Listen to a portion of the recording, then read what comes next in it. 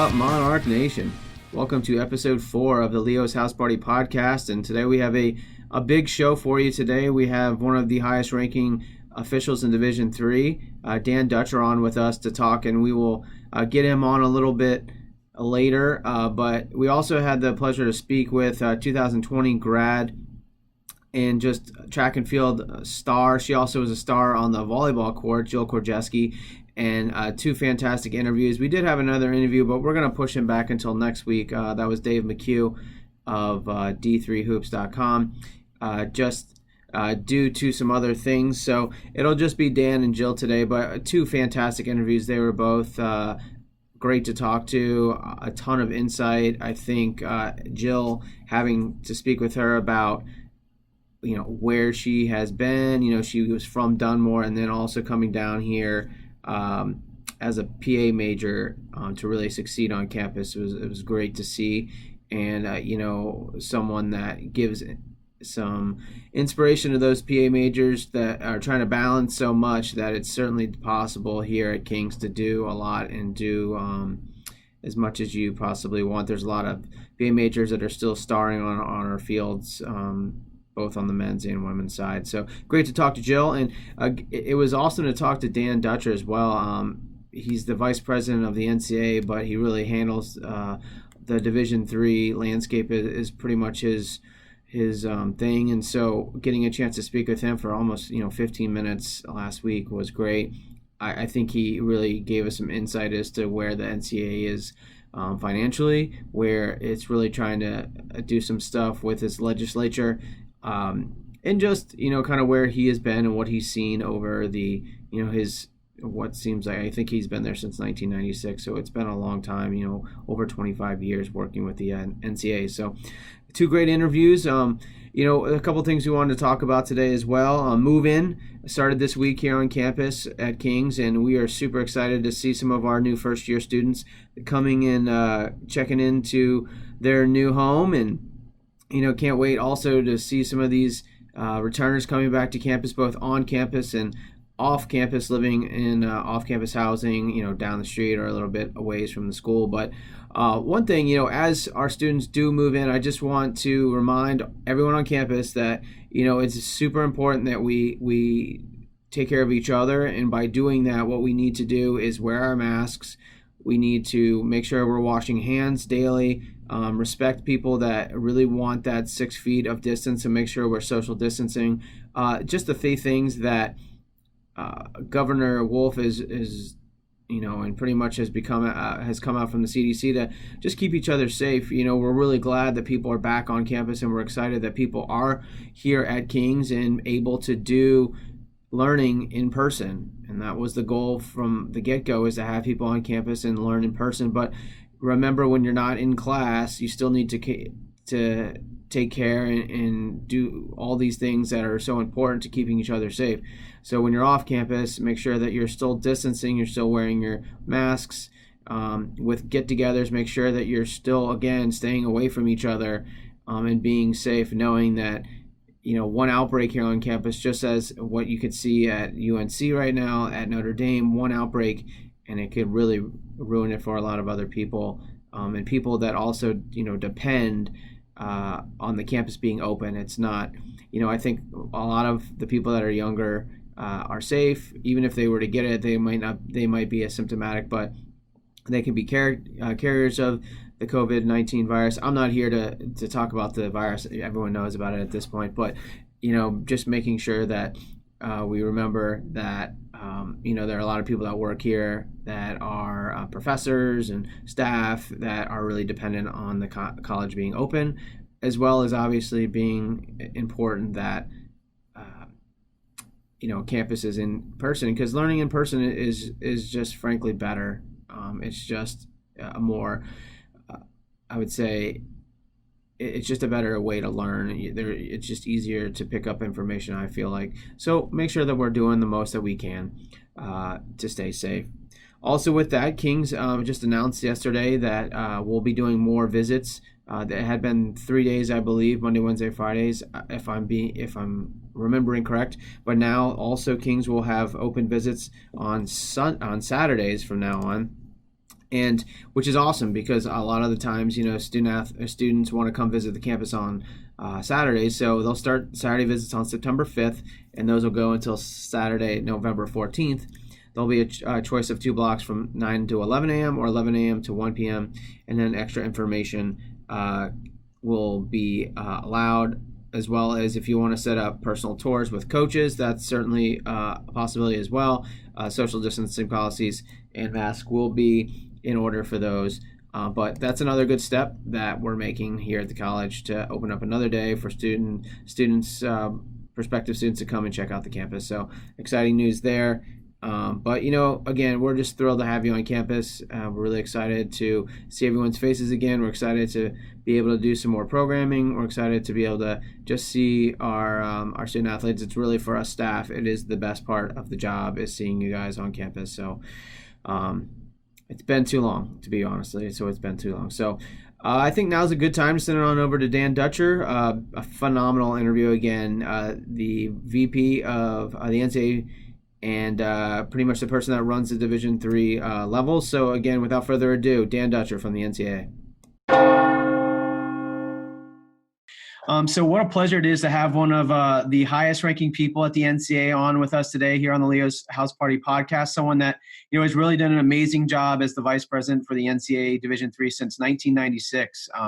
As the VP of NCAA Division III, he has serves as a chief staff liaison for the Division III presidents and management councils, and oversees a host of other committees in Division III.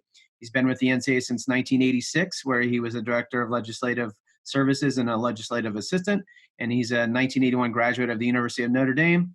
And he also went to the University of Kansas School of Law, and he graduated in 1984. What an honor to have today in the Leo's House Party podcast, Dan Dutcher. Hi, Jamie. So first of all, Dan, I guess before we get into a lot with what's going on, not only here at the Division III level, I'd love to just hear, how you got into the NCAA governance and what working with the NCAA has meant to you. Yeah, boy, what a pleasure it is to be here, and thanks for the opportunity.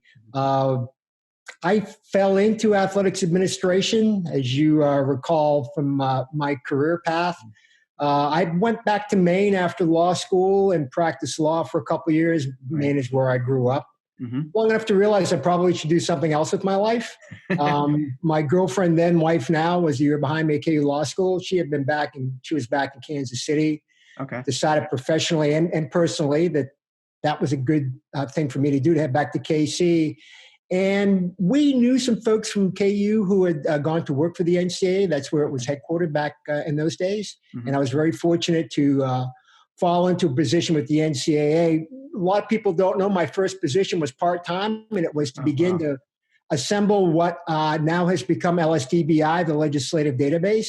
Right. All that information was stored in a bunch of notebooks, and my first task was to begin to try to figure out what was in those notebooks and what really applied to everybody and what was just kind of made up. And then after a little while, I was fortunate to get a full-time position, and then things just evolved from there. The first place I really made my mark was in drafting legislation. So back now it's called AMA. Back then it was called Legislative Services, but drafting legislation. Interpreting it, going out and explaining it to folks, supporting committees. And the more and more that work I did, the more I really enjoyed it. And then back in the early 90s, folks started talking seriously about restructuring the NCAA into its current format. Okay. And, we call that federation, more divisional autonomy. And it was pretty clear that each of the divisions was going to be established in a more federated, more autonomous fashion. Right. And I had been supporting the President's Council and Management Council for a couple of years then when restructuring discussions began in earnest. And so once that was approved by the membership, Sid Dempsey, who was NCAA president at that time, knocked on my door and offered me the VP slot. And it was like someone knocking on your door and saying, hey, of all the things you'd like to do in your job, how would you like to go full-time with the thing you enjoy the most? So, my career has been I've been very fortunate to do what I do. And athletics is collegiate athletics in particular is a great place to make a living. I'm very fortunate. Dan, so, obviously back in May, the NCAA unveiled that 9-step and 3-phase plan to kind of help schools and divisions return to the playing field. And so much has happened since then. I'd love to, hear how much has changed, with that plan over the last 2 months, and what parts are still kind of trying to be utilized and obviously during this ongoing pandemic? Yeah, Jamie, and if you've ever seen or heard Dr. Hainline, nobody will ever confuse me for him. He's a lot smarter and better looking than I am. But I think one of the biggest takeaways that I've heard Dr. Hainline say repeatedly is the plans for return to play that were released back in May were really based upon some assumptions, and they were based on assumptions that the virus, if you will, COVID, and our ability to handle it and to get a control on the spread of the virus was going to be in a different place than actually we currently are in. Right. So I think that's the biggest change, without getting into a lot of the specifics on the medical front that I'm not qualified to talk about. But the requirement to test, the requirement to manage student athletes, the requirement as it relates to health and safety, and all the things that go with trying to keep our student athletes safe. Those are very daunting and very challenging requirements right now, based upon the current state of the spread of the virus, of the pandemic throughout the United States. And unfortunately, some of the hopes and assumptions that were made back in May have not proven true. And so those guidelines have had to be revised consistently to respond to the current state of affairs, ultimately with the safety of our student athletes being paramount. Yeah, you interact with the presidents and management councils, obviously, through all these difficult decisions that are being made right now. I mean, I'd love to hear just how hard and difficult it was for some of those choices to be made from people that are, hold Division III athletics so close to their heart, in canceling those championships. It's very difficult to pull the plug on national championships. Two of the worst days of my career, and as you said, I've been at this almost 35 years. Two of the very worst days of my career were one was the day of March when we pulled the plug on winter and spring championships. And the second was, last week when we had to pull the plug on fall championships. It's devastating because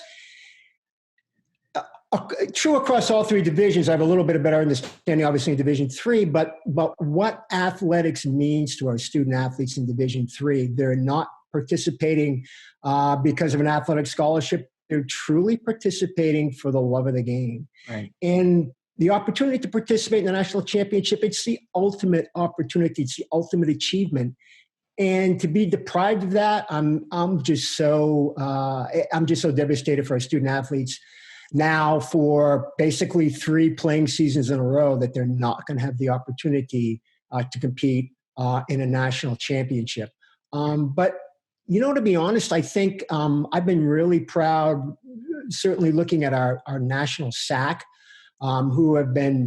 they've given us great advice all along the way with this. And that's not to say it's easy for them. But I've really been proud with the way that they have said, you got to focus on the long term. You've got to focus on what's best for the community, what's best for campus, what's best for the country. And they have just said, we've got to put our personal short-term aspirations aside for the greater good. I mean, that's just a terrific comment on their perspective and what they add to our discussion. Another thing to not lose sight of, it's the role that athletics plays at a Division III institution. The percentage of students who are student athletes at some schools, it's 50% or more. And the average is 25, but if you take out the 20% of D3 that are public schools with larger enrollment, you're much closer to about 30% on average at our private schools. The role that athletics plays in enrollment, in retention, as a focal point on campus life, it's huge.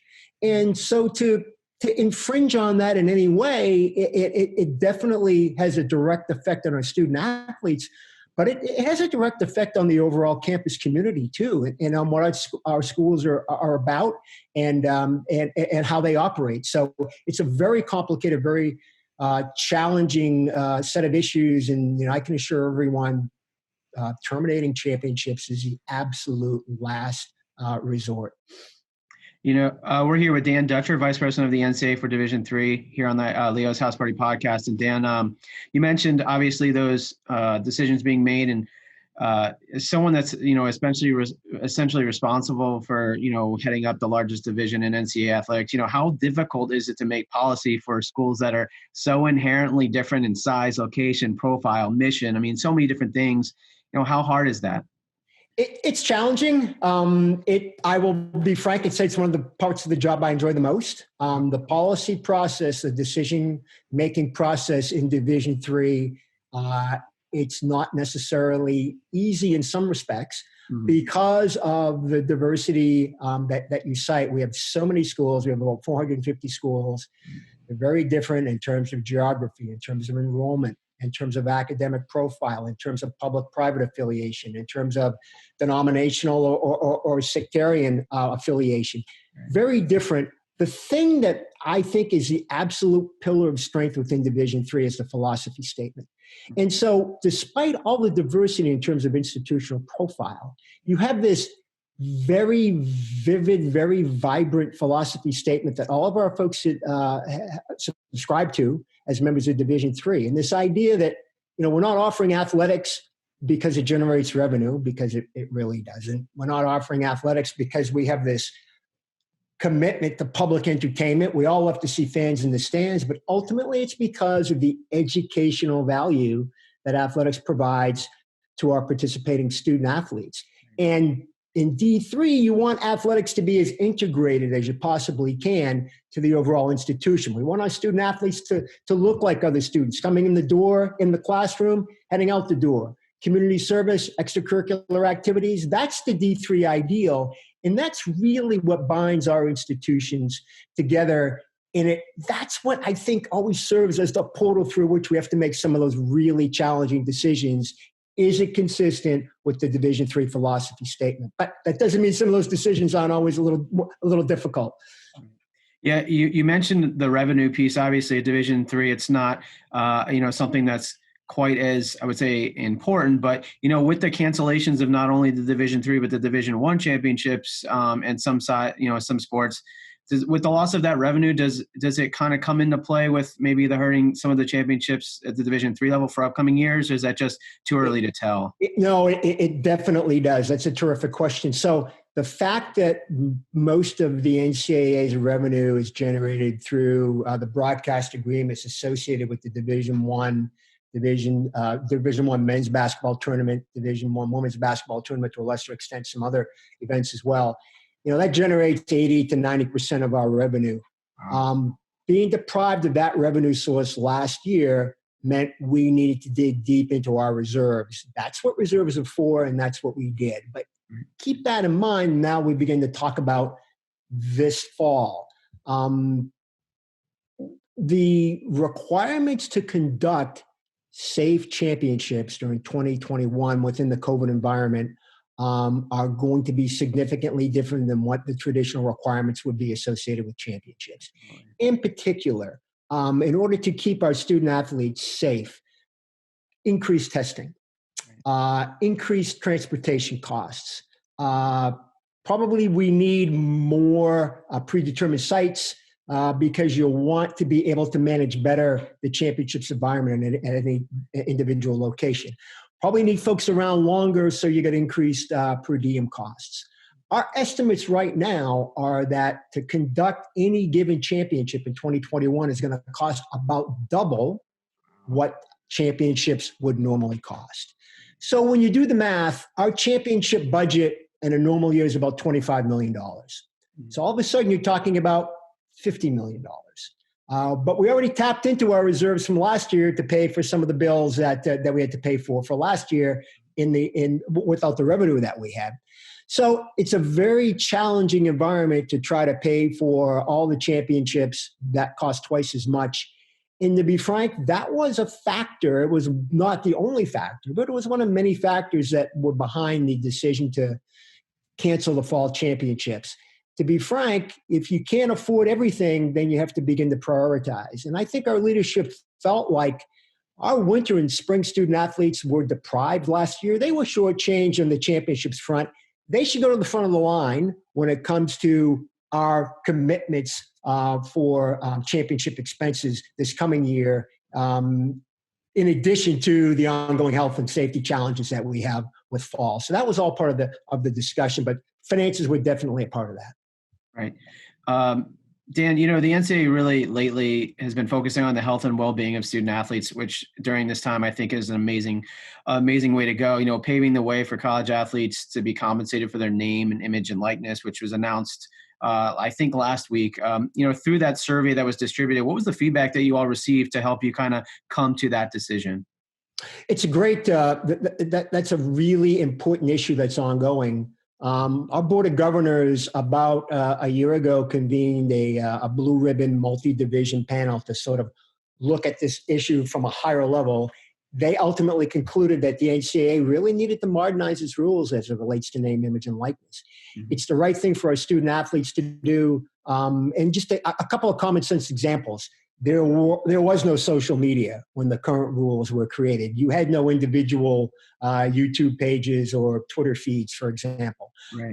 The idea that student athletes might be leveraging their name, image, and likeness regarding individual academic projects, for example, that just wasn't something that folks had anticipated. So the Board of Governors charged each of the divisions with reviewing this issue and moving forward with legislation to permit greater NIL activation for student athletes. And each of the divisions is moving forward on its own path. Ultimately, you'll see a membership vote at our convention in January. For us in Division 3, it's really focusing on two particular areas. Number one is this idea of individual work product. Things that you create as a student athlete, you should be able to include your identity as a student athlete in the commercialization, in the marketing of those items that you've created. And the second area is to permit student athletes to be involved in independent third-party endorsements, to not preclude them from including their identity if they would like to go ahead and be involved in an endorsement for a third party. Those are significant changes, but I think it's time for those. And I think the guardrails that we need to remember, this will permit student athletes to enter into a separate independent marketplace, but this is not a marketplace that's going to be driven by our member institutions. Our member institutions are not going to be setting up these opportunities for our student athletes. They're going to be pursuing them independently. And there's a real safeguard there from a recruiting standpoint that we need to ensure remains in place. Yeah, I think that was a good point that was mentioned in that release about schools not being able to set up endorsement opportunities. And I think that's a good point in terms of recruiting and keeping things level. So Dan, I guess last question for you today. And again, thank you so much for taking the time to speak with us. I guess that would be, what's next for the NCAA and planning committees right now? Having now made the decision for the fall, have there been conversations about the winter yet, or is it still wait and see what happens next, for those committees? It's inevitable that we'll have to begin to focus on our next sports seasons. The Board of Governors, which ultimately is our main policy body that affects association-wide policies in the other divisions, their next scheduled meeting is, I think it's October 28th. And I think by that time, you will see various models being developed for consideration and discussion regarding what might be next for the association regarding winter sports and then potentially spring sports too. But it's inevitable we'll have to begin to talk about winter sports. One of the things that we've done in Division 3, I would just want to note that I think is unique among the three divisions is we abandoned for 1 year our traditional model, which said you've got a traditional segment, and then you've got a non-traditional segment. So soccer being an example of a fall traditional sport, their non-traditional segment is in the spring. Baseball is the reverse, right? Mm-hmm. What we've done for this year is abandon that traditional, non-traditional segment. We've said you've got 114 days to engage in athletic-related opportunities, recognizing that depending upon how things go on campus with the different health and safety challenges, things may ebb and flow. There may not be just a one set chunk of time that works best for particular sports at particular times. So that's one thing we've done. That will begin to affect some of our winter sports. We moved up the permissible beginning of winter sports like basketball a couple weeks. So I think you'll begin to see sports being able to exercise more flexibility in their opportunities to engage and certainly in practice activities and training and the like at an earlier time in order to begin to adjust for those sports in preparation for what's to come. Yeah, having chatted with some of our coaches here at Kings, I think the 114-day rule really was something they were excited about, just being able to form plans to be with their student athletes, to kind of work around this and be with our strength and conditioning coach. And I think that was an amazing thing for Division III to come to that decision. So, well, Dan, I think I can speak for Division III athletes, coaches, and having been a Division III athlete and now an administrator, we really appreciate your hard work and dedication you make for us every year. And while this is obviously a difficult time, we're thrilled and appreciative of you to be on with us today and just to be so candid with us. So, thank you so much, Dan, and we really appreciate your time today. Oh, thank you so much, Jamie. It's been a real pleasure, and I'm really privileged to do what I do on behalf of folks like you. A big thanks to Dan Dutcher of the NCAA for speaking with us, and I think that was one of the most informative interviews I've heard on a lot of the issues that's been going on. I can't say enough how appreciative we are for him taking the time, and also we'd like to thank Jeremy Villanueva from the NCAA, who was kind of the person that was able to set that up for us. So thank you, Jeremy, and then thank you, Dan, for taking the time to speak with us about things that are going on. So some things that are going on in the world of sports right now, and something I really wanted to talk about because I saw it the other day. I believe it was on Sunday that it happened.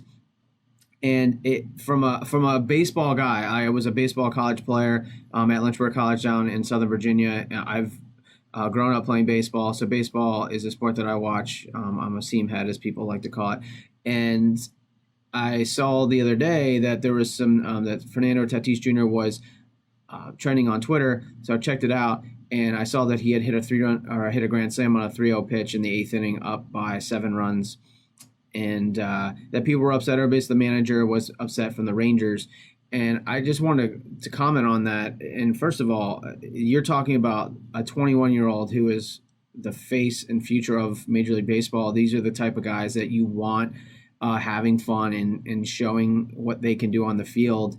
And there are still people within the game that are talking about the quote-unquote unwritten rules of baseball. And listen, I love baseball. I love a lot of the old school stuff that goes into baseball. I'm a bigger fan of a great, hit and run or a stolen base or a sac bunt as the next guy. I love good small ball. I love all that stuff, but I also respect and love what this new generation of baseball players are bringing, especially when a sport is struggling to find young fans these days. And you've got a guy who's 21 years old who comes up there with the bases loaded and hits a seed to right center field on just a beautiful swing for a grand slam. And we've got guys over here getting mad about it, like they didn't walk the bases loaded and they didn't make it 3-0 in the first place.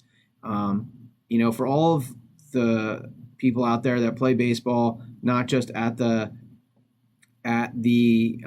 major league level, but at the collegiate level, at any competitive level, I just feel like we're to the point in the sport where if you can't get a guy out, you can't complain when he sits and watches his home run, or if he hits a three-run home run when you throw him a 3-0 fastball down the middle.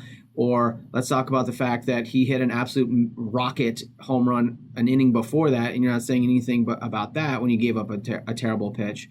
I think there needs to be more accountability in the game for the people that are having their feelings hurt than maybe for the people that are not. So in the college game, when I see players having fun and out there and really enjoying it, that's what makes the game great. That's what makes being an athlete awesome, is when you can have fun playing the sport that you love playing. And when people try to inhibit that, it really aggravates me, especially when you see young people going away from playing athletics these days because people try to take the fun out of the game. And it happens not just in baseball, it happens all across all sports where people are supposed to play a quote unquote certain way, or let's not offend people with unwritten rules, because if they were that important, they would be written down. And so there's no reason for people to apologize for watching a 450-foot home run, or after you hit a deep three, leaving your hand up there, or if you score a nice goal, celebrating because, like, it's an important goal, because to you, every goal should be important. And people that say do it like you've been there before haven't probably been there before. All right. So people that want to say that, keep bringing energy. This young generation of athlete, keep bringing energy, keep bringing flash, keep doing what you want to do. Be individual. It's okay to do that. And while it is still a team sport, and I understand that, your teammates will respect you when you're helping them win, and they really won't care what you're wearing or how your hair is done, or if you watched a home run, or if you threw down a dunk and then celebrated after that. You should be excited about doing great things like that. It's frustrating to see this old generation of sports fan getting upset about people having fun playing the sport. And energy is what makes the games great. There's no need to apologize for that. Keep playing the games that you love. Keep playing it how you want to, and the world will be a better place. All right, so rant over. I'll get off my soapbox. And I think at this time, we'll send it on over to our second guest of the day. And, I think fans of Kings Athletics will have heard the name. She has been in the news for the last 3 or 4 years, really, for her exploits with the shot put. But she was also a standout volleyball player for 3 years as well with the team before she got a little bit too deep in the PA program. But she has been competing for Kings over the last 4 years or so, and it was an All-American with the shot put and a multiple MAC champion, and it was just a pleasure to catch up with her. So thanks again, and we'll send it on over now to Jill Korgeski from the Kings track and field and volleyball teams. Well, we're thrilled to have one of Kings' all-time legends on the podcast today. She was an NCAA All-American at Kings in the shot put twice, while earning USTF CCCA All-Region honors 4 times. She was a 4-time MAC champion in the shot put, and she earned All-MAC honors 6 times. She was a COSIDA District 4 All-Academic Team honoree and was a MAC Field Athlete of the Week 9 times in her career. She also competed in volleyball at Kings and was the 2019 Kings College Senior Athlete of the Year. And the Dunmore, PA native just graduated from Kings with a PA major. We're thrilled to have on the podcast Jill Korgeski. Hello. So, it's obviously, been a tough, I guess 5 or 6 months. And, it was documented by WNEP earlier this fall about you kind of missing out on that last chance and shot put this spring. How have you been doing, and how did you kind of cope with that whole situation? It was tough news to get. I really, my heart hurt for all of the seniors at Kings and the athletes from the track team that were down at nationals too, that kind of got that taken away from them, because I know how hard those 2 boys worked. So it was pretty sad, but thinking about it, there's a lot of good memories that I had over my 4 years at Kings. So to be able to kind of reflect on those got me through a lot of it. Yeah, you talk about some of those memories, being around the track and volleyball teams. You were on the volleyball team for a couple of years. I'd love to hear about maybe a moment or some memories that, won't get us in trouble, but were really funny, or something that you really remember the most about being on those teams. Geez, there's so many. I mean, volleyball, every bus ride was just a lot of fun. We went to a lot of overnight tournaments. So those were fun to kind of be able to play the sport that we love all day, and then to be able to hang out at the hotels at night. I lived with 2 of my teammates, and they're 2 of my best friends to this day and will be forever. So that's always nice to kind of have those relationships. Track, there's definitely a lot of fun memories there. I'd say probably one of the funnier things that always seem to happen going to nationals with Coach Mike is just the activities that my family would find for all of us to do. I mean, he's not the biggest fan of heights, but always, for some reason, everywhere we went, the big attraction was something with heights. So to be able to kind of experience that, and for him to be a part of my family, and those vacations were a lot of fun. Jill, you talk a little bit about Mike there. I'd love to hear, about the support you got from head coach Mike Kalinowski and, your throwing coaches over the years, and how they really worked around your schedule as a PA major to help you get where you wanted athletically. Oh my gosh, they were between Coach Mike, Coach Bernie before Coach GP. They were like the three of the best coaches I've ever had in my life. Even with Coach Kachenko too. Like the coaches at Kings are second to none. They really do put student in front of the student athlete. I mean, I said this before, like every time I walked into Coach Mike's office, either I wouldn't have been practicing for like, say, a week. I just had to cancel every practice. And it was never, ever that I was nervous to cancel a practice, that Coach GP would be mad at me or Coach Mike would be mad at me. They're always so accepting, and they understood that school came first. Whenever I walked in, they always were asking how school was before, kind of talking about what the plan was to continue with practice and to try to get some work done. So it was always, the support system with those two is just second to none. I mean, I can not speak highly enough of those two with everything that they've helped me through with PA school, and even just times that I didn't want to really practice, but just kind of talk about something that wasn't school. They're always there to kind of hang out in the office. Jill, you were part, or just finished one of the most rigorous majors at Kings. Being a PA major, it's a ton of time. Not only in the classroom but in clinicals and doing other things. How did you manage, your time, your team time, and then still excel in both athletics in the classroom? I really wouldn't be able to do it without the flexibility that Coach Mike and GP gave me. I mean, there's times where I would be getting out of class like late afternoon on a Friday night, and GP was more than willing to give me 45 minutes of practice just to kind of get some reps in. Even if I would just text him like an hour in advance and ask if we could practice at that point. Very flexible. I mean, we had a set schedule. I don't feel like we didn't stick to it all the time, but no matter what, I'd text him and be like, hey, can't make this time. Can we come a different time? And there was never an issue with anything. So the flexibility that they gave me definitely helped a lot, because they knew that I had to spend majority of my time in the library and getting schoolwork done. Joe, I'd love to hear, you're kind of back at Dunmore High School, you're finishing up there and you're looking at schools. How does King stick out to you? And how did you make that decision to come down here to Wilkes-Barre? So originally, when I was looking at schools, actually the track program wasn't, I think it just got approved when I was looking at schools for its first year. So I went down to an open house down at Kings. I was meeting with Coach Kachenko a lot. And he was just great with the recruiting process and everything. So I knew that I would kind of like that environment. Going from Dunmore, which is a very sports-oriented school, to Kings, which again has a lot of support for the student athletes, I knew that would be a really good fit for me. So just to go into the open houses, meeting with Coach Kachenko, and then I met Coach Mike at one of those open houses. I knew that was the right fit. And I mean, the PA program is one of the best in the nation. The professors there, everyone there is incredible, and they really prepare you for what you have to do for the rest of your life there. Yeah, Jill, you're talking about kind of the rest of your life. You just graduated. So, what are some options right now? Do you have anything lined up? What's the next step for Jill Korgeski? So I have to take my board certifying exam. So I take that in September. And then I've been just going through some interviews, hopefully doing either hospitalist work or orthopedics. Okay. That's great. So sorry, I'm outside. So that's okay. No, it's okay. I appreciate. I'm down in Virginia. I'm away from my office, so we. Okay. I hope your mom's doing well.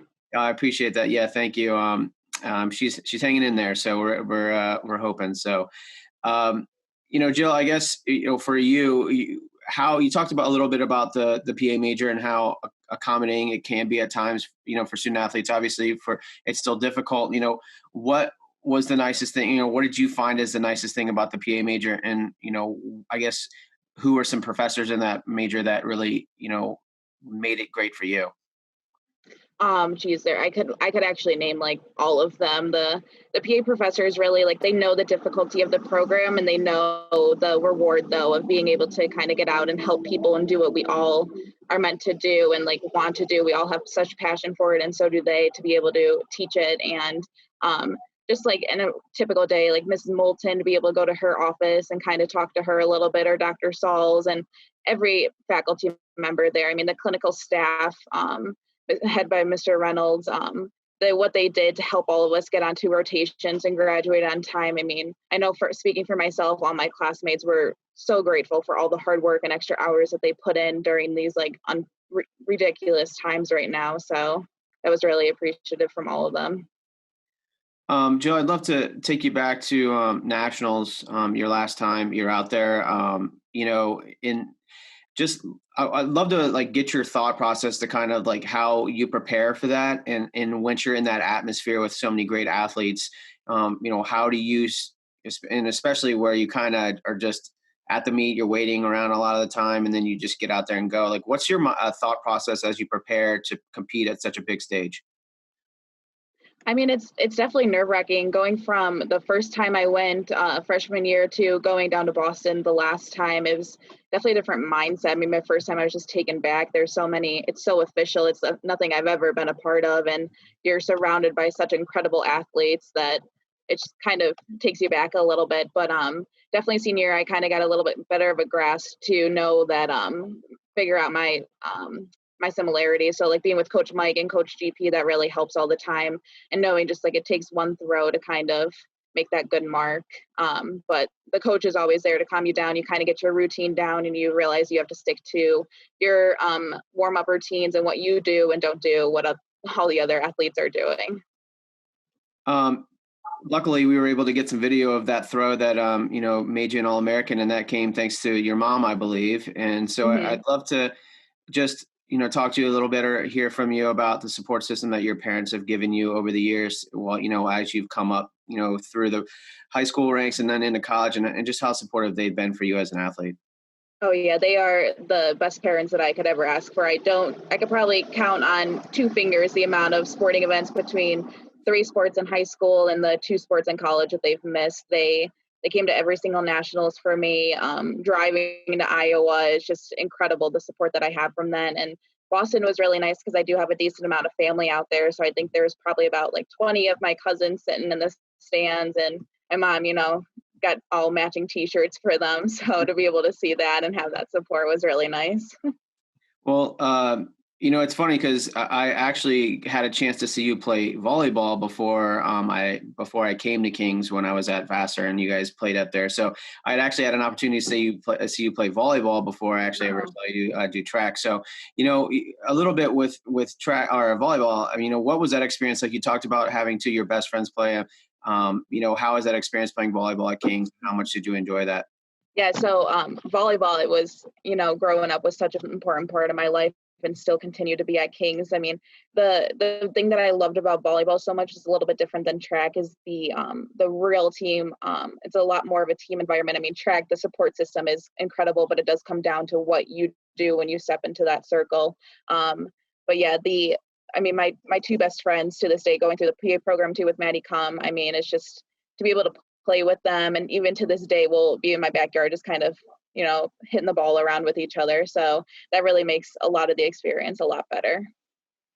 Absolutely. I was fortunate to get to know Maddie a lot at hockey games, and Aka, just an amazing young woman. And I guess last question I've got for you is you were in Wilkes-Barre, you've been in Wilkes-Barre and the Scranton area for a long time, and so I'm just curious, what's the best place to eat in Wilkes-Barre?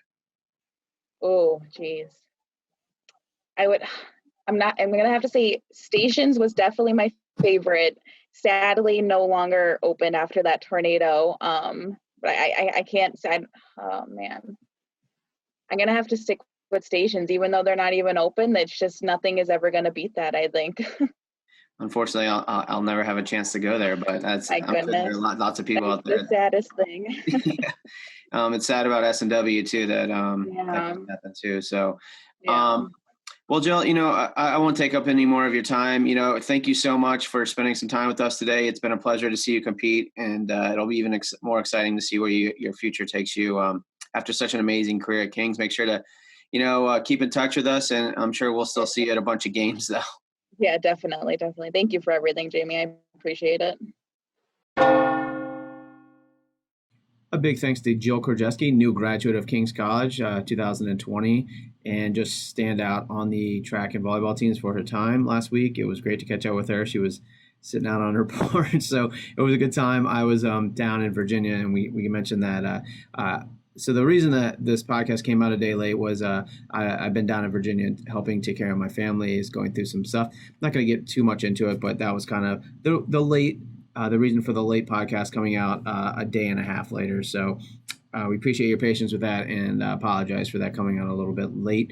But we're glad that you could tune in this week. Last thing I want to touch on, something that came out with the NCAA, and having just talked with Jill, and this came out last week, was that the NCAA track and field committee approved some use of technology to view video during track and field competitions. And that was approved by the NCAA Playing Rules Oversight Panel on Wednesday. So under the new rule, which is going to be effective in this year for championships or people that can, schools that can use it, coaches can use handheld technology devices for reviewing video in field events and for timing and running events, which is important when you think about it. If you're trying to, just like any video, competitors can now view the video with their coaches, provided they can do so in a specific area designated by meet management. So if you want to watch your video of your how you did or something like that, the area will have to be in a location that doesn't interfere obviously with the ongoing competition, but it will have to be in that area. So if you want to watch video with your coach about form or something like that, especially for like jumpers, or I think, which is really where the rule came from, that's going to be really important. So, it's just the NCAA track and field rules committee trying to align with a lot of what the other sports are doing within the NCAA, which is using technology for the betterment of our student athlete experience, which is great. You see it with basketball, you see it with football in terms of replay. So you're starting to see it more, obviously, with wrestling. Challenging has become a thing as well. Were some other rule changes as well that were voted on. So things like 3,000 meter heats will increase to 20 from 16.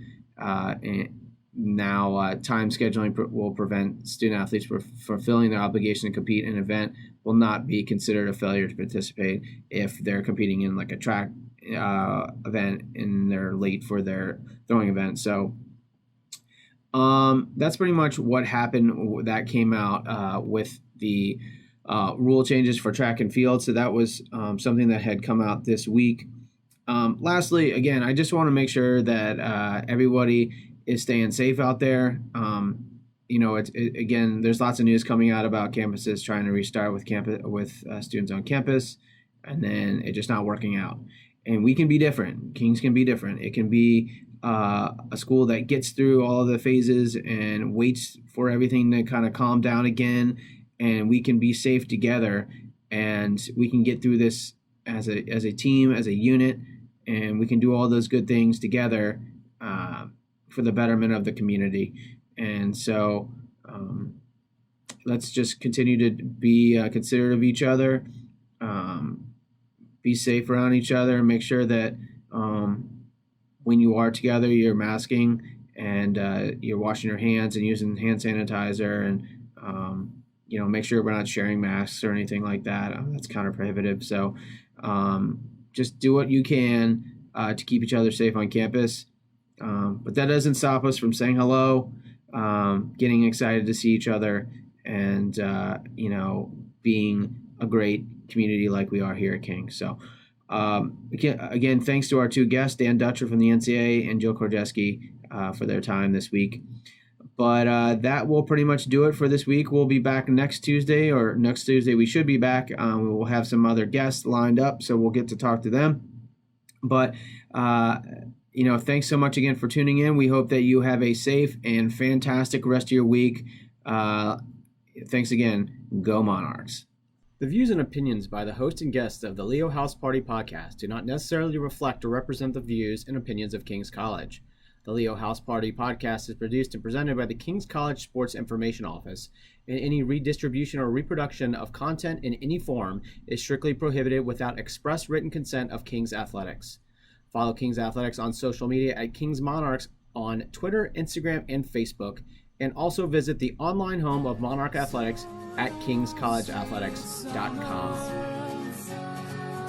I stumbled upon you and gratefully basked in your rays. So long, sweet summer. I fell